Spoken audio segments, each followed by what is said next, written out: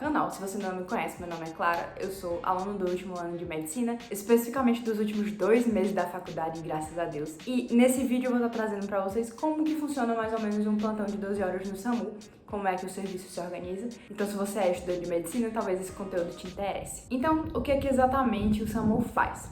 O SAMU, ele é um serviço de atendimento pré-hospitalar. Então, seja para acidente no meio da rua, seja para uma pessoa que desmaiou numa loja, ou então para uma pessoa que está passando mal dentro de casa, é a equipe do SAMU que faz o atendimento inicial da pessoa na cena e leva para o serviço de referência, seja uma UPA, seja um hospital. E aqui em Mossoró, além desse atendimento pré-hospitalar, o SAMU também está responsável pelas transferências de um serviço para o outro. Então, um paciente que está na UPA e está esperando a vaga dele no hospital, ele é transferido por via SAMU. E dentro do SAMU existem 2 tipos de equipe principais. Tem a equipe Bravo e tem a equipe Alfa. A Bravo é aquela equipe que vai numa ambulância só com um socorrista, que também é um motorista, e um técnico de enfermagem. E a Alfa é composta pelo socorrista / motorista, técnico de enfermagem, mas também vai um enfermeiro e um médico. E no meio desses 2 tem um interno, que pode ir tanto em um quanto no outro. Pelo menos é assim que o nosso rodízio de urgência e emergência funciona. A gente vai tanto nas Bravas quanto nas Alfas. Quem decide qual equipe vai atender a ocorrência ou o chamado de socorro é o médico regulador, que a gente chama no SAMU de MR. E ele decide qual equipe enviar com base nos dados da pessoa que tá ligando para passar a ocorrência, né, o acidente ou whatever. Como é que acontece? Quando você liga no 192, quem te atende é uma telefonista, e essa telefonista vai pegar alguns dados da pessoa que tá precisando do socorro. Nome, idade, endereço onde ela se localiza, um ponto de referência, e vai passar para o médico regulador, que está lá na salinha de regulação do SAMU, a ligação. E aí o MR, o médico regulador, vai fazer algumas perguntas para a pessoa que está ligando. Se o paciente está respirando, se ele está desacordado, se está cansado, se for um caso de acidente, se teve muito sangue, se alguém morreu no local, se tem fratura exposta, essas coisas.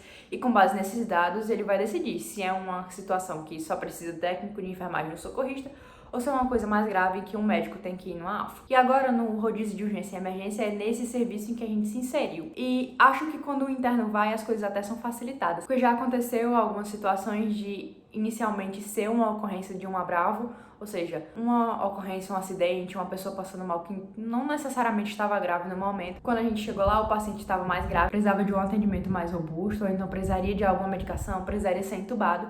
A gente passa o QTC, que é a ocorrência, no rádio, para o médico da regulação. E lá da base do SAMU, ele sai com a Alfa e vai ajudar a Bravo na ocorrência que acabou precisando mesmo do atendimento médico. E com o interno na equipe da Bravo, a gente consegue fazer um exame físico mais detalhado, passar a situação com mais detalhes para o médico regulador pelo rádio, e aí acaba facilitando a interação entre as equipes. Apesar de eu achar que a equipe da Bravo, o técnico de enfermagem e o socorrista já fazem um trabalho excelente sozinhos, e muitas vezes quando a gente começa o rodízio no SAMU, a gente mais atrapalha do que ajuda, já que tem uma fichinha com um passo a passo do que deve ser descrito e visto no exame físico e no atendimento inicial do doente, que quando a gente chega no serviço a gente não sabe fazer. Então, nos primeiros dias a gente mais atrapalha, então a gente fica mais de stand-by. Com o passar dos dias, a gente vai ganhando mais confiança, vai participando de mais coisas e já consegue passar pelo rádio a ocorrência para o médico regulador e ficar aguardando ele passar as orientações. E já que eu falei das diferenças entre as equipes, é importante saber também que a ambulância da Alfa, ela é um pouquinho diferente da ambulância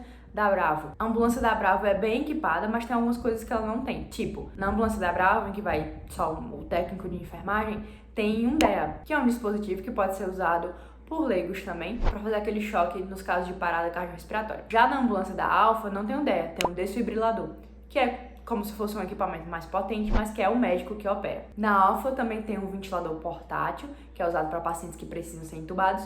Na Bravo já não tem. Agora, uma coisa que tem em comum entre as duas, por exemplo, é uma fonte de oxigênio e 3 mochilinhas que tem em todas as ambulâncias. Uma amarela, uma vermelha e uma azul. A amarela é para casos de trauma. Dentro dessa bolsinha tem atadura, gases, tem compressa, tem umas talinhas de papelão, às vezes pequenininhas, para fazer imobilização de membros. Na azul a gente já encontra dispositivos de via aérea, então tem máscara, tem ambu, tem cateta nasal. No caso das ambulâncias da Alfa, tem bug, tem o laringoscópio, essas coisas. E a vermelhinha é a bolsa de medicações. Lá a gente encontra diversas medicações, eu nunca vi tanta medicação dentro de uma bolsa, inclusive.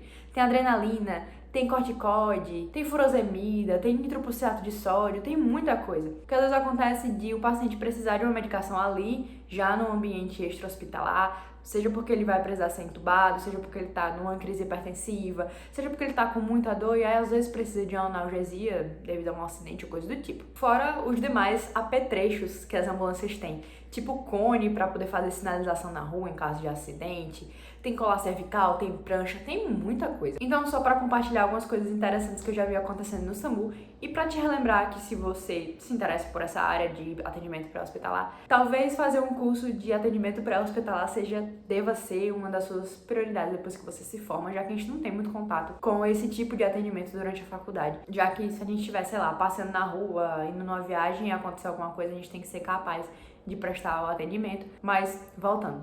A gente recebeu o chamado em uma noite, 8 horas da noite mais ou menos, de uma paciente que estava meio confusa e estava meio sonolenta. Já era uma idosa, hipertensa, diabética. E quando a gente chegou lá, fez o atendimento inicial, colheu a história.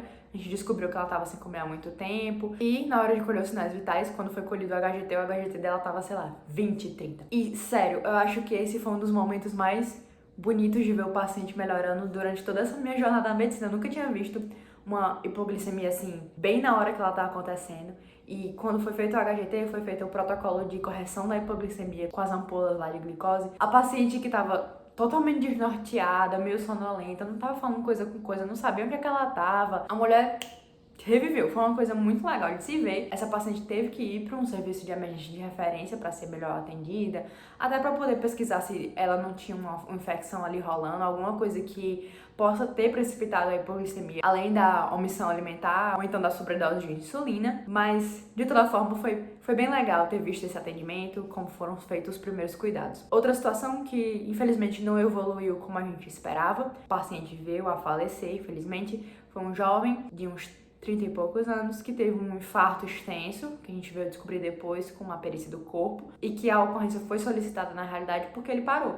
Ele estava conversando e tudo, e depois caiu ao chão. Quando a gente chegou lá, ele de fato estava em parada cardiorrespiratória, mas apesar do desfecho não ter sido o que a gente esperava, já que a gente esperava que o paciente revertesse a parada, foi interessante ver uma parada cardiorrespiratória sendo bem conduzida. A equipe era muito bem treinada, foi seguido certinho o protocolo do ACLS. Então foi uma grande oportunidade para mim de ver uma parada sendo bem conduzida e de participar, fazendo as massagens, ambuzando o paciente, da melhor maneira que eu pudesse ajudar. E infelizmente, seja no ambiente pré-hospitalar ou dentro do hospital, dentro de uma UPA, até mesmo no atendimento domiciliar, a gente tá exposto a essas situações. É meio difícil lidar com essas situações de vida e morte. E eu lembro que depois desse dia eu fiquei bem tocada, mas é um dos fardos que vem junto com a profissão. E apesar dos seus momentos bons, como o da correção da hipoglicemia, a gente também passa por momentos ruins. Mas de qualquer forma, a gente tá ali pra tentar ajudar da melhor maneira possível, salvar algumas vidas, mas confortando sempre, tanto o paciente quanto a família. O número de atendimentos variava muito de um dia para o outro,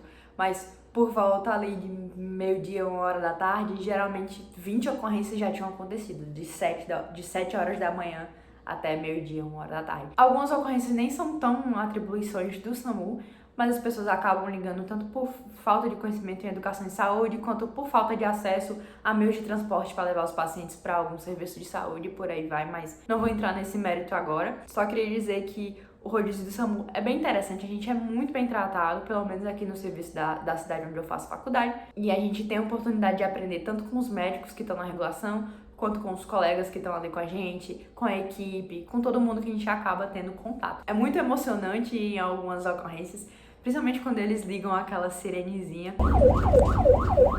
E se por um lado eu não tenho nada de mal a falar sobre o SAMU, eu tenho só uma queixa, que é quando a gente almoça ou então vai merendar, toma aquele cafezinho e logo depois tem que ir numa ocorrência. A ambulância mexe muito, principalmente quando os motoristas precisam ir rápido, porque enfim, eles precisam ir. Mas nossa senhora, eu perdi a conta de quantas vezes eu fiquei nauseada dentro da ambulância. Eu acho que eventualmente você se acostuma. Pra mim é a única coisa que eu tenho que reclamar, mas que depois eu acabei ficando mais de boa. E meio que acostumada a ver as coisas dentro da ambulância se mexendo pra lá e pra cá, a maca fazendo barulho, algumas caixinhas meio que deslizando na ambulância, mas fora isso, nada que tenha colocado a nossa vida em risco, a ponto de, sei lá, um equipamento cair em cima da gente ou cair em cima do paciente. De toda forma, essa foi a minha experiência no SAMU, foi um ótimo serviço. Muito triste que eu acabei saindo e agora eu tô indo pra UPA, mas logo mais eu volto com outro vlog mostrando pra vocês como é o dia a dia da UPA, que é um pouquinho mais caótico que o SAMU. Obrigada por assistir, eu vejo vocês na próxima.